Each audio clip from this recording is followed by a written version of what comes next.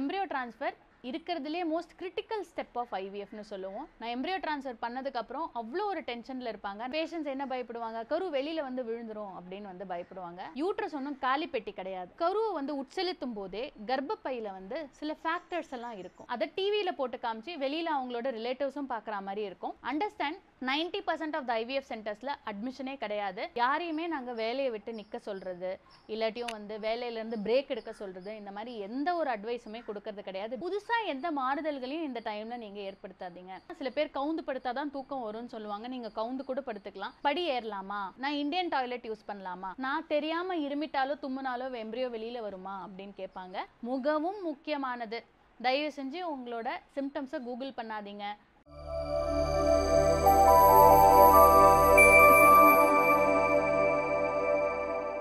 நான் ஒரு ஐவிஎஃப் ஸ்பெஷலிஸ்டாக இருக்கிறதுனால காமனாக நான் பர்ஃபார்ம் பண்ணுற ப்ரொசீஜர் எதுன்னு கேட்டிங்கன்னா அது கருவை உட்செலுத்துகிற எம்ப்ரியோ ட்ரான்ஸ்ஃபர் ப்ரொசீஜர் தான். ஆனால் அதுதான் இருக்கிறதுலே ஒரு கிரிட்டிக்கலான ஸ்டெப். அதை பற்றி தான் வந்து மக்களுக்கு நிறைய பயமும் சந்தேகங்களும் அதிகமாக இருக்குது. நான் எம்ப்ரியோ ட்ரான்ஸ்ஃபர் பண்ணதுக்கப்புறம் அவ்வளோ ஒரு டென்ஷனில் இருப்பாங்க. நான் எப்படி என்னை பாதுகாக்கணுன்ற கேள்விகள் நிறைய மனசில் இருக்கும். சில பேர் கேட்பாங்க, சில பேர் கேட்காம மனசுக்குள்ளேயே வச்சுப்பாங்க. என்னோட சில வருஷ அனுபவங்களையும் என்னோட பேஷண்ட்ஸ் கேட்குற கேள்விகளையும் வச்சு நான் இந்த வீடியோவை ஒரு கம்பைல் பண்ணியிருக்கேன். கண்டிப்பாக ஐவிஎஃப் போகிற ஒவ்வொருத்தருக்கும் இது யூஸ்ஃபுல்லாக இருக்கணுங்கிறது என்னோட நம்பிக்கை. கடைசி வரைக்கும் தவறாமல் வீடியோவை பாருங்கள். I am doctor Aishwarya, fertility specialist practising in Chennai, Accumed specialty clinic, Valasaravakkam. Embryo transfer இருக்கிறதுலே மோஸ்ட் கிரிட்டிக்கல் ஸ்டெப் ஆஃப் ஐவிஎஃப்னு சொல்லுவோம். ஸோ நாங்கள்லாம் படித்த போது நாங்கள் ஃபெலோஷிப் வந்து படிச்சுட்டு இருந்தோம். 2 இயர்ஸ்க்கான ஐவிஎஃப்கான ஃபெலோஷிப். அப்போ எங்கள் டீச்சர்ஸ் தான் வந்து இந்த பெர்ஃபார்ம் பண்ணுவாங்க. ஏன்னா இது ரொம்ப கிரிட்டிக்கல் ஸ்டெப். மற்ற எல்லா ப்ரொசீஜர்ஸ் வந்து ஸ்டூடெண்ட்ஸ்க்கு பண்ணாலும் இதை மாத்திரம் எங்களை அப்சர்வ் தான் பண்ண விடுவாங்க. ஏன்னா அவ்வளோ ஒரு இம்பார்ட்டண்ட் அந்த கருவை வந்து உட்செலுத்துறது. இது ஒரு ரொம்ப சிம்பிளான ஸ்டெப்பு தான். ஐயுஐ பண்ண முடிகிறவங்களுக்கு ஐவிஎஃப் பண்ண முடியும் அப்படிங்கிறது தான். ஆனாலும் அதை டெக்னிக்கலாக உள்ளே வைக்கிறதுக்குன்னு சொல்லிட்டு சில ஸ்டெப்ஸ் இருக்குது. அதை நாங்கள் 2 இயர்ஸாக பார்த்து ப்ளஸ் நிறைய பேஷண்ட்ஸில் அதுக்கப்புறம் பண்ணி நம்மளுக்கு எக்ஸ்பீரியன்ஸ் வந்திருக்கு. இதை உட்செலுத்தினதுக்கப்புறமா பேஷண்ட்ஸுக்கு நிறைய பயங்கள் வரும். நம்ம வீட்டுக்கு போகலாமா, ரெஸ்ட் எடுக்கலாமா, என்ன சாப்பிடலாம், எப்படி நமக்கு சக்ஸஸ் ஆகும் அப்படிங்கிறது. முக்கியமாக இன்னொன்று என்ன புரிஞ்சுக்கணும் அப்படின்னா, கருவை உட்செலுத்தினதுக்கப்புறமா வந்து பேஷண்ட்ஸ் என்ன பயப்படுவாங்க, கரு வெளியில் வந்து விழுந்துரும் அப்படின்னு வந்து பயப்படுவாங்க. அந்த மாதிரி எதுவுமே பயப்பட வேண்டாம். நீங்கள் இந்த கதையை சொல்லும்போது என்னோட மென்டர் எனக்கு எய்ம்ஸ் டெல்லியில் நான் படிக்கும்போது ப்ராக்டிஸ் பண்ணும்போது எனக்கு சொல்லிக் கொடுத்த ஒரு விஷயம் தான் ஞாபகம் வருது. Seed and soil concept. ஒரு நல்ல சீடு இருக்கணும், நல்ல சாயில் இருக்கணும், அப்போ தான் பிளான்ட் நல்ல செழிப்பாக வளரும். சாயில் அப்படிங்கிறது கர்ப்பப்பையோட உள்சுவர், அதாவது லைனிங். சீட் அப்படிங்கிறது நல்ல ஒரு கரு. ஸோ இது ரெண்டோட டயலாக் அதுதான் வந்து எம்ப்ரியோ ட்ரான்ஸ்ஃபருக்கான சக்ஸஸ். கருவை உட்செலுத்தும் போது நம்ம என்ன நல்லா ஞாபகம் வச்சுக்கணும்னா, யூட்ரஸ் ஒன்றும் காலி பெட்டி கிடையாது. அதில் போட்டு சப்போஸ் நம்ம எழுந்து நின்றோம்னா அந்த கரு வந்து வெளியில் விழுது, அந்த மாதிரி கிடையாதுங்க. கருவை வந்து உட்செலுத்தும் போதே கர்ப்பப்பையில் வந்து சில ஃபேக்டர்ஸ் எல்லாம் இருக்கும். அந்த கருவிலேருந்து சில ஃபேக்டர்ஸ் போய் 1 டே எம்ப்ரியோ ட்ரான்ஸ்ஃபர் முடிஞ்ச உடனே உங்களுக்கு எப்படி ஒரு செடி வேரூன்றி வளருதோ அந்த மாதிரி சில விஷயங்கள்னால அந்த கரு போய் அந்த எண்டோமெட்ரியமில் ஊன்றி ஒட்ட ஆரம்பிச்சு. அதுக்கப்புறமா வந்து உங்களுக்கு வெளியில் விழணுன்றதுக்கான சான்ஸே கிடையாது. எந்த கரு நல்லா இருக்கோ அது போய் கண்டிப்பாக வந்து ஒட்டிக்கும். இப்போது நம்ம என்ன பண்ணலாம் எம்ப்ரியோ ட்ரான்ஸ்ஃபரோட சக்ஸஸ் இன்க்ரீஸ் பண்ணுறதுக்கு? டூஸ் அண்ட் டோன்ட்ஸை இந்த வீடியோவில் நம்ம பார்க்கலாம். எம்ப்ரியோ ட்ரான்ஸ்ஃபர் எப்படி நடக்கும்னு சொல்லிடுறேன். எம்ப்ரியோ ட்ரான்ஸ்ஃபருங்கிறது ஒரு சின்ன டே கேர் ப்ரொசீஜர் தான். நீங்கள் பயப்படுற மாதிரி எதுவுமே கிடையாது. நிறைய பேர் இதில் ஐயுஐ பண்ணியிருப்பீங்க. ஐயுஐ பண்ணுறதே நீங்கள் தியேட்டருக்கு எடுத்துகிட்டு போய் உங்களுக்கு பண்ணிவிட்டால் எப்படி இருக்கும் அந்த மாதிரி தான் இருக்கும். 99% மயக்க மருந்து எதுவும் தரமாட்டோம். உங்களோட முன்னிலையிலேயே தான் நாங்கள் வந்து எம்ப்ரியோ ட்ரான்ஸ்ஃபர் பண்ணி இதுதான் உங்கள் கரு அப்படிங்கிறத காமிப்போம். பண்ணி முடிச்சுட்டு ஒரு 5 மினிட்ஸ் டேபிளில் லை டவுன் பண்ண சொல்லிவிட்டு உடனே வந்து நடத்தியே கூப்பிட்டு போய் உங்கள் ரூமில் கொண்டு போய் விட்டுருவோம். சில சென்டர்ஸில் அதை டிவியில் போட்டு காமிச்சு வெளியில் அவங்களோட ரிலேட்டிவ்ஸும் பார்க்குற மாதிரி இருக்கும். அண்ட் குட் சென்டர்ஸ் எல்லாத்துலேயுமே அந்த கருவோட ஃபோட்டோ வந்து உங்களுக்கு கொடுப்பாங்க. அந்த கருவோட கிரேடு, அந்த கருவோட எப்படி ட்ரான்ஸ்ஃபர் பண்ணும்போது எந்த மாதிரி இருதுன்ற அந்த ஃபோட்டோ கண்டிப்பாக உங்களுக்கு தருவாங்க. அதுதான் நல்ல சென்டர். முடிச்சதுக்கப்புறம் உங்களை ரூமுக்கு கொண்டு போய் ஒரு 2 to 3 hours இருக்க வச்சுட்டு நீங்கள் உடனே யூரின் பாஸ் பண்ணிக்கலாம். நீங்கள் உங்களோட ஆக்டிவிட்டீஸ் எல்லாமே எடுத்துக்கலாம். சிம்பிள் டயட் ஒன்று எடுத்துகிட்டு உங்களை மோஸ்ட் ஆஃப் தி சென்டர்ஸில் டிஸ்சார்ஜ் பண்ணிடுவோம். அண்டர்ஸ்டாண்ட் 90% ஆஃப் த ஐவிஎஃப் சென்டர்ஸில் அட்மிஷனே கிடையாது, டே கேர் சென்டர்ஸ் தான். ஏன்னா இந்த ப்ரொசீஜர்லாம் அவ்வளோ சிம்பிள். எமர்ஜென்சிஸ்ன்றது ஆல்மோஸ்ட் நெக்லிஜிபிள் தான். ஸோ முடிச்சதுக்கப்புறம் உங்களை வீட்டுக்கு அனுப்பிச்சிடுவோம். சில பேஷண்ட்ஸ் நிஜமாவே வந்து எனக்கு இருக்கணும் அப்படின்னு சொன்னாங்கன்னா, எனக்கு பயமாக இருக்குது, என்னோட ரோட் கண்டிஷன்ஸ் கொஞ்சம் பயமாக இருக்குது, இல்லை நான் தொலைவுலேருந்து வந்திருக்கேன்னா அவங்கள மட்டும் ஸ்பெஷல் ரீசன்ஸ்க்காக நாங்கள் தங்க வைப்போம். நான் ப்ராக்டிஸ் ஆரம்பித்ததுலேருந்து நான் எந்த பேஷண்ட்டையுமே தங்க வச்சதே கிடையாது. பேஷண்ட்டாக முற்பட்டு வந்து நான் ஒரு நாள் இருந்துட்டு போகிறேன் அப்படின்னு சொன்னால் மட்டும்தான் வந்து நாங்கள் தங்க வைப்போம். எம்ப்ரியோ ட்ரான்ஸ்ஃபருக்கு அப்புறமா எந்த மாதிரியான வெஹிக்கிளில் நம்ம ஊருக்கு போகலாம்? நீங்கள் ஒரு காரில் போகிறது யூஸ்வலாக அட்வைசபிள். அப்படி முடியலன்ற பட்சத்தில் நீங்கள் ஆட்டோவை கூட எடுத்துகிட்டு போகலாம். ரோட் கண்டிஷன்ஸ் கொஞ்சம் பேடாக இருக்கிறதுனால என்னோட அட்வைஸ் படி பெஸ்ட் வந்து car. But mode of transportation does not matter. நிறைய பேஷண்ட்ஸ் என்னோட பேஷண்ட்ஸ் அவங்களே கார் ஓட்டிட்டுலாம் வீட்டுக்கே போயிருக்காங்க. அந்த அளவுக்கான சிம்பிள் ப்ரொசீஜர் இது. சில பேஷண்ட்ஸ் வந்து ஃபாரினுக்கு போயிடுவாங்க. அப்போது அவங்க within 2 days of embryo transfer or அந்த same day of embryo transfer flight எல்லாம் பிடிச்சிட்டு கூட போவாங்க. அதையும் மீறி அவங்களுக்கு சக்ஸஸ்ஃபுல்லாகி பேபி எல்லாம் டெலிவரி ஆகிருக்கு. எம்ப்ரியோ ட்ரான்ஸ்ஃபருக்கு அப்புறமா நம்ம வீட்டில் பெட் ரெஸ்ட் கண்டிப்பாக எடுக்கணுமா? கண்டிப்பாக அவசியமே கிடையாது. இன்ஃபேக்ட் எம்ப்ரியோ ட்ரான்ஸ்ஃபர் முடிச்சுட்டே உங்களை நாங்கள் எழுப்பி விட்டுருவோம்னு சொன்னேன் இல்லையா? வீட்டில் போய் நீங்கள் உங்கள் அன்றாட வாழ்க்கைக்கான எல்லா வேலைகளையும் நீங்கள் செஞ்சுக்கலாம். குக்கிங், க்ளீனிங், அந்த மாதிரி எல்லா வேலைகளையும் நீங்கள் செஞ்சுக்கலாம். சப்போஸ் நீங்கள் ஒர்க்கிங்காக இருந்தீங்க அண்ட் உங்கள் ஆஃபீஸ் போகிறதுக்கு ரொம்ப லாங் டிஸ்டன்ஸ் இல்லைன்னா தாராளமாக நீங்கள் ஆஃபீஸ் போகலாம். ரொம்ப லாங்காக இருந்தது, போகிற பாதை சரியாக இல்லை அப்படின்னீங்கன்னா ஒர்க் ஃப்ரம் ஹோம் ஆப்ஷன் எடுத்துக்கலாம். யாரையுமே நாங்கள் வேலையை விட்டு நிற்க சொல்கிறது, இல்லாட்டியும் வந்து வேலையிலேருந்து பிரேக் எடுக்க சொல்கிறது, இந்த மாதிரி எந்த ஒரு அட்வைஸுமே கொடுக்கறது கிடையாது. Because we know from our own experience இந்த விஷயங்கள்னால கண்டிப்பாக எம்ப்ரியோ ட்ரான்ஸ்ஃபரோட ரிசல்ட் வந்து பாதிக்கவே பாதிக்காது. எந்த அளவுக்கு நீங்கள் ஆக்குப்பைடாக நல்லா இருக்கீங்களோ அந்தளவுக்கு உங்களோட ஸ்ட்ரெஸ் லெவல்ஸுமே வந்து கம்மியாக இருக்கும். நான் எம்ப்ரியோ ட்ரான்ஸ்ஃபருக்கு அப்புறமா என்ன எக்ஸசைசஸ் பண்ணலாம்? எக்ஸசைசஸ்ன்னு பொறுத்த வரைக்கும் வாக்கிங், ட்ரெட்மில்லில் ஒரு 15-20 minutes நடக்கிறது நல்ல எக்ஸசைஸ். கார்டியோ எக்ஸசைசஸ் நீங்கள் பண்ணிட்டு இருந்தீங்கன்னா பண்ணுங்கள். நான் என்ன சொல்வேன்னா, ஹை இன்டென்சிட்டி எக்ஸசைசஸ் நீங்கள் பண்ணாதீங்க. ரொம்ப வெயிட் தூக்கிறது, இல்லை வந்து வெயிட் லிஃப்டிங், டம்பிள்ஸ், அந்த மாதிரியான எக்ஸசைசஸ்லாம் பண்ணாதீங்க. Simple exercises are good enough. நீங்கள் மாடி படிக்கட் ஏரியெல்லாம் இறங்கலாம், எதுவுமே ஆகாது. நீங்கள் யோகா, ஸ்ட்ரெச்சிங் எக்ஸசைசஸ், சூரிய நமஸ்காரம் இதெல்லாம் பண்ணிகிட்டே இருக்கலாம். நான் இன்னும் யூஸ்வலாக பேஷண்ட்ஸ் கிட்ட சொல்லுவேன்னா, ஆல்ரெடி நீங்கள் எக்ஸசைஸ் பண்ணாத ஆளாக இருந்தால் நீங்கள் பண்ணுங்கள். பண்ணாத ஆள்னா புதுசாக எதுவும் பண்ணாதீங்க. ஏற்கனவே குக்கிங் பண்ணுறீங்கன்னா கண்டினியூ பண்ணுங்கள், ஏற்கனவே ஆஃபீஸ் போகிறீங்கன்னா கண்டினியூ பண்ணுங்கள். புதுசாக எந்த மாறுதல்களையும் இந்த டைமில் நீங்கள் ஏற்படுத்தாதீங்க. எப்படி ஒரு எக்ஸாம் லீவில் நீங்கள் எக்ஸாமுக்கு படிச்சுட்டு கொஞ்சம் சாப்பிட்டுட்டு நீங்கள் ரிலாக்ஸ்டாக இருப்பீங்களோ அதே மாதிரி நீங்கள் இந்த டைமில் ஃபாலோ பண்ணிக்கிறது நல்லது. எந்த பொசிஷன் ஃபார் தூக்கம் வந்து கரெக்ட் அப்படின்னு கேட்பாங்க.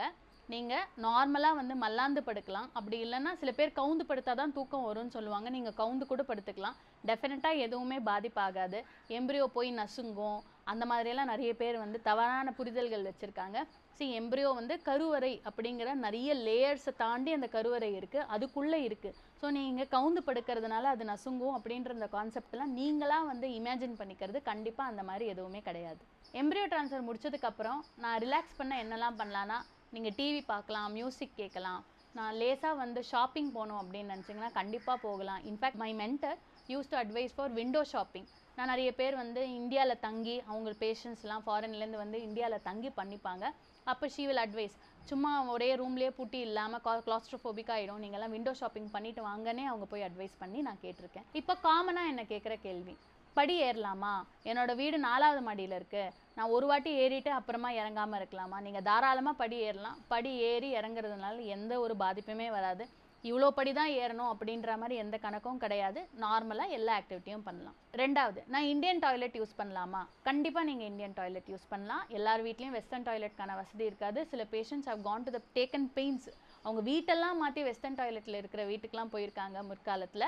ஆனால் இந்த மாதிரி எந்த ஒரு அட்வைஸுமே இப்போல்லாம் நாங்கள் பண்ணுறது கிடையாது. So IVF has become very light on you. நான் குளிக்கலாமா அப்படின்னு கேட்பாங்க. சில பேஷண்ட்ஸ்லாம் குளிக்காமல் அப்படியே வந்து இருந்த ஸ்டோரிஸ் எல்லாம் இருக்குது. நீங்கள் எந்த அளவுக்கு குளித்து உங்களை க்ளீனாக வச்சுக்கிறீங்களோ உங்களோட பாசிட்டிவிட்டி இன்க்ரீஸ் ஆகும், இன்ஃபெக்ஷன்ஸும் வராமல் பாதுகாக்கும். கண்டிப்பாக நீங்கள் வந்து குளிக்கலாம். நான் தெரியாமல் இருமிட்டாலோ தும்முனாலோ எம்ப்ரியோ வெளியில் வருமா அப்படின்னு கேட்பாங்க. இதெல்லாம் நீங்களாக இமேஜின் பண்ணிக்கிறது. கண்டிப்பாக அந்த மாதிரி கிடையாது.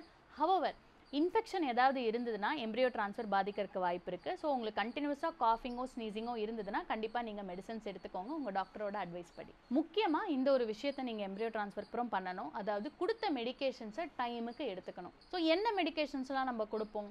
யூஸ்வலாக வந்து ஈஸ்ட்ரஜன் அண்ட் ப்ரொஜெஸ்ட்ரான், இது ரெண்டும் தான் ரொம்ப இம்பார்ட்டன்ட். ஈஸ்ட்ரஜன்ற ஹார்மோன் ப்ரொகைனோவா இல்லை ஈவட்டோன்ற பிராண்ட்ஸில் வந்து காமனாக கிடைக்கும். இல்லை சில பிராண்ட்ஸ் உங்களோட டாக்டர்ஸ் ப்ரிஸ்கிரைப் பண்ணுற மாதிரி இது நான் ப்ரிஸ்கிரைப் பண்ணுறது. ப்ரொஜெஸ்ட்ரான் வந்து டைட்ரோஃபர்ஸ்ட், டைட்ரோபோன், வெஜினல் ப்ரொஜெஸ்ட்ரான், ஜெஸ்டோபாண்ட் இல்லை சஸ்டென், அண்ட் இன்ஜெக்ஷன்ஸ் ஸ்ட்ரோன் இல்லை சஸ்டென். இந்த இன்ஜெக்ஷன்ஸ் எல்லாம் நாங்கள் கொடுப்போம். எதை மறந்தாலும் இதெல்லாம் மறக்காதீங்க. அது ஒன்று தான் நான் பேஷண்ட்ஸ் கிட்ட சொல்லி அனுப்புறது. ஏன்னா எம்ப்ரியோ ட்ரான்ஸ்ஃபர் முடிச்சதுக்கப்புறம் ஒரு 7-8 மெடிகேஷன்ஸ் கண்டிப்பாக பேஷண்ட்ஸுக்கு இருக்கும். அதில் சிலதெல்லாம் பேஷண்ட்ஸ் எடுக்க மறந்துடுவாங்க. அதில் முக்கியமாக என்ன பண்ணக்கூடாதுன்னா, நான் சொன்ன இந்த ஈஸ்ட்ரஜன் அண்ட் ப்ரொஜெஸ்ட்ரான்ஸை மாத்திரம் மறக்கவே மறக்காதீங்க. இதை தவிர உங்கள் டாக்டர் வந்து folic acid tablet, Ecosprin tablet, heparin injections, HCG injections, இந்த மாதிரி வேறு சில மெடிசேஷன்ஸ் கொடுக்கறதுக்கு வாய்ப்பு இருக்குது. முக்கால்வாசி ஸ்டாண்டர்ட் ஐவிஎஃப் ப்ராக்டிஸ் பண்ணுறவங்க கிட்ட பார்த்தீங்கன்னா மெடிசன்ஸ் ரொம்ப மினிமமாக தான் இருக்கும். ஈஸ்ட்ரஜன் கொடுப்பாங்க, 1 or 2 ரூட்ஸ் ஆஃப் ப்ரொஜெஸ்ட்ரான்ஸ் வந்து கொடுப்பாங்க, ஒரு ஆஸ்பிரின் டேப்லெட் கொடுப்பாங்க, ஃபெயிலியர் ஆயிருந்தாங்கன்னா ஹெப்பரின் இன்ஜெக்ஷன் கொடுப்பாங்க, அவ்வளோதான். இதையும் தவிர வந்து உங்களுக்கு மல்டிபிள் ஃபெயிலியர்ஸ் ஆயிருந்ததுன்னா சில மெடிகேஷன்ஸ் எக்ஸ்ட்ராவாக கொடுப்பாங்க, லைக் இன்ட்ராலிபிட்ஸ். அதெல்லாம் அது ஒவ்வொரு டாக்டரோட வேறுபடும். இந்த மெடிசன்ஸில் கண்டிப்பாக வந்து டைமுக்கு ஒரு அலாரம் வச்சு எடுத்துக்கிறது ரொம்ப நல்லது. எனக்கு பாசிட்டிவ் ஆச்சுன்னா என்னென்னலாம் சிம்டம்ஸ் வரும் அப்படின்னு கேட்பாங்க. சில பேருக்கு நிறைய சிம்டம்ஸ் இருக்கும், ஆனால் நெகட்டிவாக இருக்கும். சில பேருக்கு சிம்டம்ஸே இருக்காது, பாசிட்டிவாக இருக்கும். அதுதான் உண்மை. நீங்கள் சாப்பிட்ற மெடிசன்ஸ், அதாவது ஈஸ்ட்ரஜன் அண்ட் ப்ரொஜெஸ்ட்ரான் சொன்னேன் இல்லையா, அதுவே ப்ரெக்னன்சி சிம்டம்ஸ் நிறைய ஏற்படுத்தக்கூடியவங்க. ஸோ அதனால் இந்த ப்ளோட்டிங், பிரெஸ்ட் பெயின், அதிகமாக தூக்கம் வர்றது, இதெல்லாம் காமன் சிம்டம்ஸ். பட் என்னோட ப்ராக்டிஸில் அந்த ப்ளீடிங் வந்துச்சு, பிஃபோர் ரிசல்ட்ஸ் வந்து ஒரு 5 நாளைக்கு முன்னாடி இந்த ப்ளீடிங் வந்துச்சுன்னா நல்ல சக்ஸஸ் ரேட்ஸ் இருக்கிறத நான் பார்த்துருக்கேன். இது என்னோட அப்சர்வேஷன் தான். பட் சிம்டம்ஸ் இருக்கிறதுனால நீங்கள் ப்ரெக்னென்ட்டு அப்படின்னு மாத்திரம் நீங்கள் நினச்சிக்காதீங்க. ஸோ உடனே வந்து நீங்கள் எக்ஸைட்டும் ஆகிடாதீங்க. எப்போ வந்து ரிசல்ட் வரும்? Usually 15 days after the embryo transfer, 2 வாரம் கழித்து உங்களுக்கு ஒரு பிளட் டெஸ்ட் எடுக்க சொல்லுவோம், பீட்டா ஹெச்சிஜிங்கிற டெஸ்ட்டு. அந்த டெஸ்ட்டு 100க்கு மேலே இருந்ததுன்னா usually we call it as positive. சில பேருக்கு ரொம்ப கம்மியாக இருக்கும், அதை அப்படியே ஃபாலோ பண்ணிகிட்டே வருவோம். நல்லா இருந்ததுன்னா நம்ம 1 week அப்புறமா ஸ்கேனுக்கு பேஷண்ட்டை கூப்பிட்டு பார்ப்போம். அது வரைக்கும் நீங்கள் டாக்டரை பார்க்குற வரைக்கும் அந்த மெடிசன்ஸ் எல்லாம் எடுத்துக்க சொல்லுவோம்.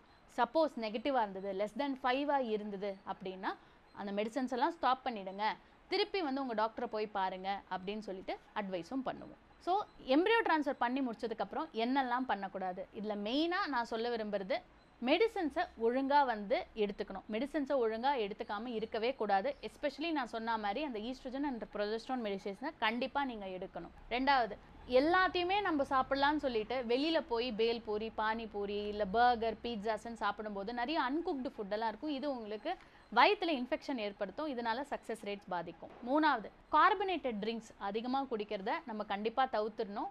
ஃபேண்டா, கோக், பெப்சி அதெல்லாத்தையும் நீங்கள் அறவே நிறுத்திடுங்க. 4வது, ஆல்கஹால் அண்ட் ஸ்மோக்கிங். நம்ம ஊரில் லேடிஸ்க்கு அதிகமாக இல்லைனாலும் சொல்ல வேண்டிய கட்டாயம் எனக்கு இருக்குது. அந்த மாதிரி எது இருந்தாலும் நிறுத்திடுங்க.